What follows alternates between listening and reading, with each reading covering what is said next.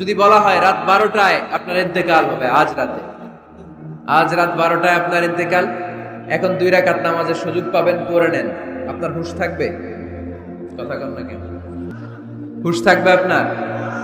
পাগলের মতো দৌড়ি আপনি ঠান্ডা পানি দিয়ে অজু করবেন, ধীরস্থির ভাবে অজু করে জামা পরবেন, আতর মাখবেন, টুপি লাগাবেন, আর চোখ দিয়ে দাঁড় দাঁড় করে পানি ঝরবে, ঠিক কিনা?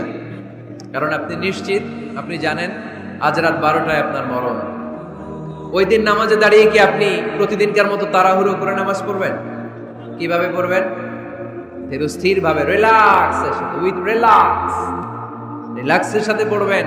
লম্বা কিয়াম, লম্বা রুকু, লম্বা সুজুদ। সেদিনের সিজদায় আপনার চোখের পানিতে জায়নামাজটা ভিজে যাবে, ঠিক কিনা? সেদিনের রুকু হবে আপনার জীবনের সবচাইতে সেরা রুকু। সেদিনের সিজদা হবে আপনার জীবনের সবচাইতে শ্রেষ্ঠতম সিজদা, কারণ আপনি জানেন এটাই আমার লাস্ট চান্স, ঠিক কিনা? তো এই যে আজকের মাহফিল শেষে আমরা বাসায় যে পৌঁছতে পারবো, কোনো গ্যারান্টি কারো কাছে আছে? আরো 10 মিনিট বাঁচবো, গ্যারান্টি আছে? 5 মিনিট বাঁচবো, শ্বাস যেটা ঢুকালাম শ্বাস বের করতে পারবো, কোনো গ্যারান্টি আছে?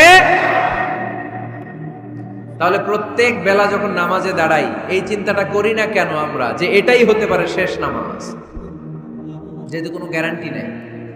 প্রতিটা ওয়াক্তের নামাজের সময় আমাদেরকে ভাবা উচিত, it could be my last and final prayer in my life.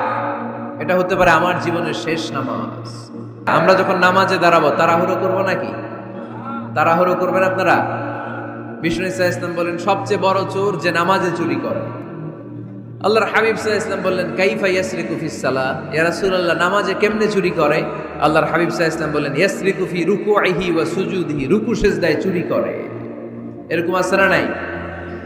গাইবান্দায় মনে হয় এরকম নাই, আছে বেশি? থাকলে এগুলো আমরা বাদ দিয়ে দিব। এই মাহফিলগুলো হচ্ছে পরিবর্তনের জন্য, আমরা শুধু we just show you the right path but the decision is yours. সিদ্ধান্ত আপনার, আমরা পথ দেখায় দিব, এটা জান্নাতের পথ। এই পথটা ডানে চলে গিয়েছে, সোজা স্ট্রেইট ফরওয়ার্ড টু জান্নাত, and this is the left way, this goes to the hell fire. এটা জাহান্নামের পথ, চলে গিয়েছে বাঁয়ে। The decision is yours. সিদ্ধান্ত আমার না, সিদ্ধান্ত নিতে হবে আপনাদের। সিদ্ধান্ত নেবেন, ডানে যাবেন না বাঁয়ে যাবেন। এজন্য আপনার একটা শক্ত সিদ্ধান্তই পারে আপনাকে জান্নাতি বানাতে। আমরা যেন এই সিদ্ধান্ত নিতে পারি যে আমরা সালাতে আজ থেকে আর কোনোদিন তাড়াহুড়ো করব। তাহলে কি করব? সালাতের মধ্যে রিল্যাক্স করব। কি করব? রিল্যাক্স। আওয়াজ করে পড়েন, রিল্যাক্স। এই সালাতে রিল্যাক্স। দাঁড়াবেন, রিল্যাক্স। রুকুতে যাবেন, রিল্যাক্স। সিজদায় লুটিয়ে পড়বেন, রিল্যাক্স। সিজদা থেকে উঠে বসবেন, রিল্যাক্স।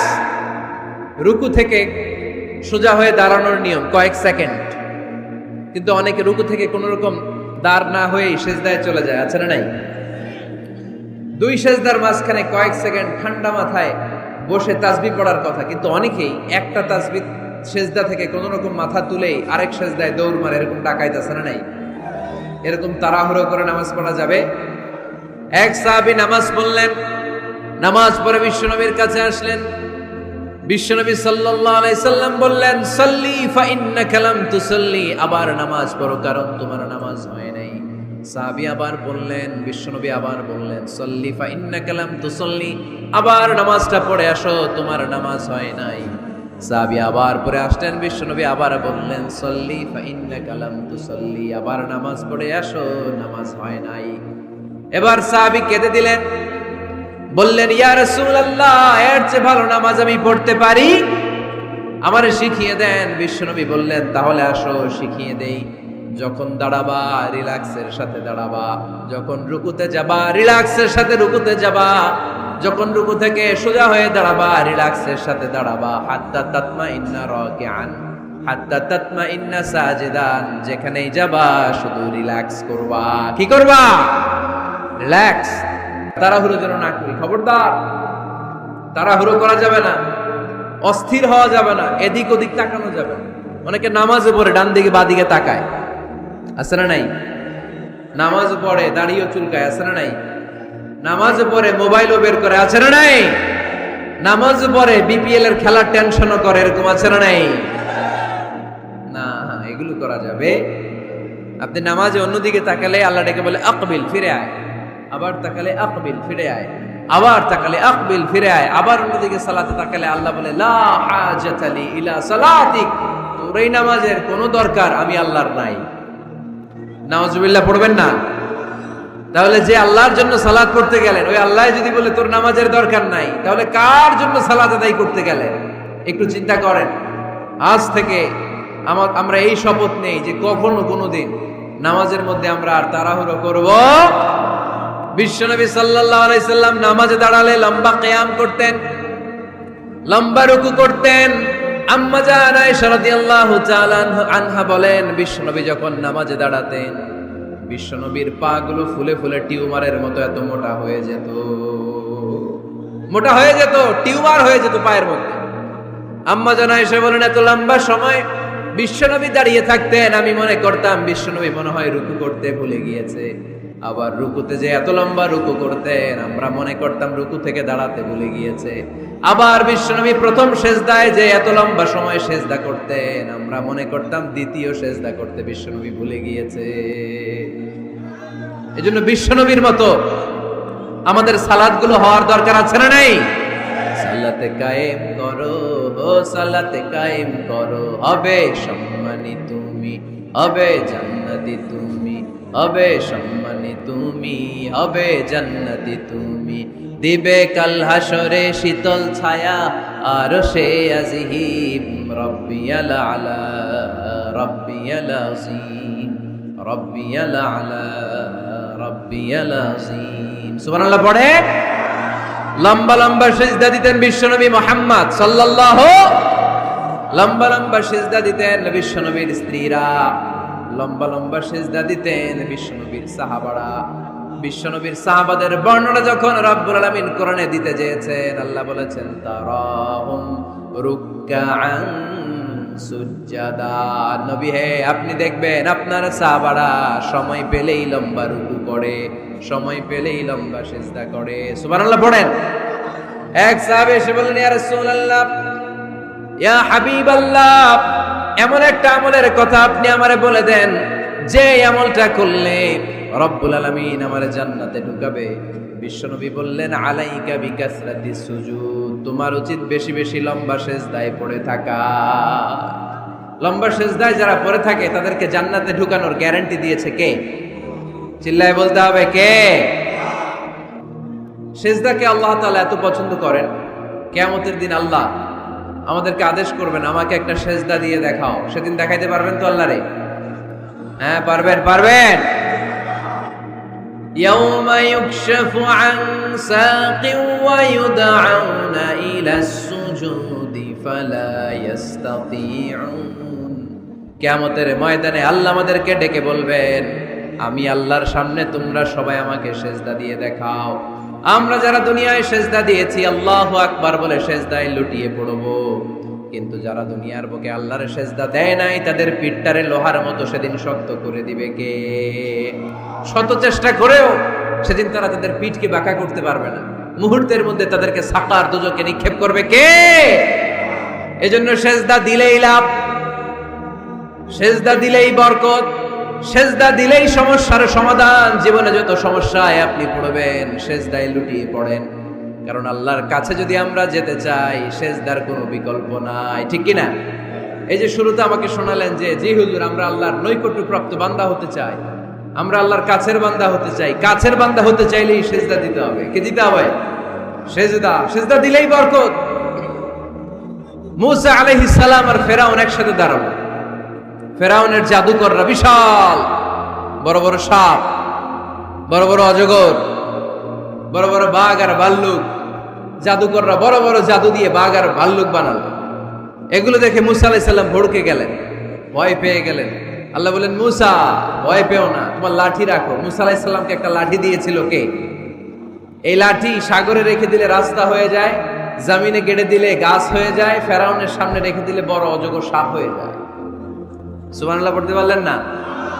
মুসা আলাইহিস সালাম রেখে দিলেন বিশাল বড় অজগর সাপ হয়ে ফেরাউনের জাদুকরদের বাঘ, ভাল্লুক, সাপ আর অজগর সবগুলোকে খেয়ে বিশাল বড় ফানা ধরে আছে। আর বলতে শুরু করেছে আর কি আছে সামনে নিয়ে আয়। দেখে ফেরাউনের জাদুকরেরা ভয় পেয়ে গেল। মুহূর্তের মধ্যেই কপালটা জমিনের মধ্যে লাগিয়ে বলল, আমরা ফেরাউনের কথা আর মানি না। মুসার রব, হারুনের রব, বনি ইসরাইলের রব, ওই আল্লাহর জন্য আমরা সবাই সেজদায় পড়ে গেলাম। ফাউলকিয়াস সাহারাতু সাজিদিন।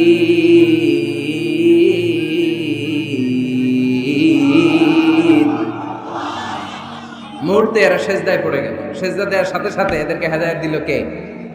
এই দুনিয়াতে কেউ কাউরে হেদায়েত দিতে পারে না, হেদায়েত করার মালিক একজন, তিনি কে? কোন নবী কাউরে হেদায়েত দিতে পারে? কোন ওলি, কোন শহীদ, কোন সালেহ, কোন বুজুর্গ? হেদায়েত দেওয়ার মালিক একজন, চিল্লায় বলতে হবে তিনি কে? ইন্নাকা লা তাহদি মান আহবাবতা ওয়ালাকিন্নাল্লাহা ইয়াহদি মান ইয়াশা। নবী হে, আপনি চাইলেই কাউকে হেদায়েত দিতে পারবেন না। হেদায়েত দেওয়ার মালিক কে? এই পৃথিবীতে অনেক বাবা ছিল নবী, ছেলের হেদায়েত হয় নাই, আছে না? আছে না? অনেক ছেলে ছিল নবী, বাবার হেদায়েত হয় নাই, আছে না? অনেক স্বামী ছিল নবী, স্ত্রীর হেদায়েত হয় নাই, আছে না? নাই। তার মানে কেউ কাউরে হেদায়েত দিতে পারে না। হেদায়েত দেওয়ার মালিক একজন, চিল্লায় বলতে হবে তিনি কে? ইবলিস জাহান্নামীদের সর্দার, আল্লাহর একটা সেজদার আদেশকে অমান্য করার কারণে, ঠিক কিনা? রাব্বুল আলামিন আদেশ করলেন, উসজুদু লি আদম, ও ফেরেশতারা সবাই মিলে আমার খলিফা আদমকে সেজদা করো। ফাসাজাদাল মালাইকাতু কুল্লুহুম আজমাইন ইল্লা ইবলিস। যত ফেরেশতা ছিল দলে দলে কাতারে কাতারে সাইয়েদনা আদমের জন্য সেজদায় লুটিয়ে পড়লেন। একজন ছাড়া, সে হলো ইবলিস। মুহূর্তের মধ্যে তারে জাহান্নামের লিডার বানায়া দিল কে? কয়টা সেজদার আদেশ অমান্য করেছে? সবাই বলতে হবে কয়টা? আমরা অমান্য করতেছি কয়টা? শয়তান মিস করছে কয়টা সেজদা? ইবলিস শয়তান সেজদা মিস করছে কয়টা? আপনি মিস করছেন কয়টা? হ্যাঁ, কোনো হিসাব নাই। এজন্য বেশি বেশি সেজদা দেওয়ার দরকার আছে না নাই? সালাত দেওয়ার দরকার আছে না নাই? কেমন করে আল্লাহর কাছে যাব? আল্লাহ বলেন ওয়াসজুদ ওয়াক্তারিব। আমার সাথে সাথে আওয়াজ করে পড়তে হবে, ওয়াসজুদ ওয়াক্তারিব, ওয়াসজুদ ওয়াক্তারিব। মানে সেজদায় লুটিয়ে পড়ো, আমি আল্লাহর কাছে চলে আসো। এখন থেকে অসুস্থ হলে কি করবেন? হ্যাঁ, সেজদা দিবেন। বিপদে বললে কি করবেন? বাবার দরবারে যাবেন না? হ্যাঁ, পরীক্ষায় পাশ করতে চাইলে কি করবা? সেজদা দিয়ে কারে বলবো? আল্লাহরে বলবো। তিনি সবকিছুর সমস্যার সমাধান করে দিতে পারেন, ঠিক কিনা? তাহলে কোরআনের আলোকে আমরা জানলাম আল্লাহর কাছে যাওয়া যায় সেজদার মাধ্যমে। এবার যদি সুন্নাহর আলোকে জানতে চাই কি করে আল্লাহ তাআলার কাছে যাওয়া যায়, সুন্নাহ আমাদেরকে জানায় বেশি বেশি নফল ইবাদত করলে আল্লাহর প্রিয় ভাজন, নৈকট্যপ্রাপ্ত বান্দা হওয়া যায়। পড়েন সুবহানাল্লাহ। এজন্য রাব্বুল আলামিন বলেন, মা ইয়াজালু আবদি ইয়াতাকাররাবু ইলাইয়া বিন নওয়াফিল। আমার বান্দা যখন বেশি বেশি আমার জন্য নফল ইবাদত করে, এগুলো করার মধ্য দিয়ে বান্দা আমার কাছে আসতে থাকে। পড়েন সুবহানাল্লাহ। যত নফল ইবাদত করবেন তত আল্লাহর কাছে যাবেন। ফরজ তো করাই লাগবে, এটা কম্পালসারি, অব্লিগেটরি। ফরজ তো করা লাগবেই, কিন্তু আল্লাহর কাছে যেতে চাইলে কাছে যাওয়া যায় ফরজ দিয়ে না নফল দিয়ে? নফল দিয়ে। চিল্লায় বলেন কি দিয়ে? নফল হচ্ছে ওভারটাইম। নফল কি? ওভারটাইম করে যেমনি বেশি টাকা কামানো যায়, তেমনি নফল ইবাদত করে আল্লাহ তাআলার প্রিয় ভাজন বান্দা হওয়া যায়, কাছে যাওয়া যায়। চিল্লায় বলেন ঠিক কি না? আল্লাহ বলে, আমার কোন বান্দা যদি বেশি বেশি নফল ইবাদত করা শুরু করে দেয়, সে আমার এত কাছে আসে, এত কাছে আসে, এত কাছে আসে, তখন কান দিয়ে যে যা শুনে সে তার নিজের কানে শোনে না, আমি আল্লাহর কানে শুনে। কোন সুবহানাল্লাহ। চোখ দিয়ে তখন সে যা দেখে নিজের চোখে দেখে না, আমি আল্লাহর চোখে দেখে। আল্লাহু আকবার। হাত দিয়ে যখন বান্দা কিছু ধরে, নিজের হাতে ধরে না, আমি আল্লাহর হাতে ধরে। পা দিয়ে যখন আমার বান্দা হেঁটে যায়, বান্দা নিজের পায়ে হাঁটে না, আমি আল্লাহর পায়ে হাঁটে। তার মানে আমি আর আমার বান্দার মধ্যে তেমন গ্যাপ থাকে না। সে যখন শুনে কেমন যেন আমার কানে শুনে, সে যখন দেখে কেমন যেন আমার চোখে দেখে, সে যখন ধরে কেমন যেন ওই জায়গায় আমি আল্লাহর হাত যুক্ত হয়ে যায়।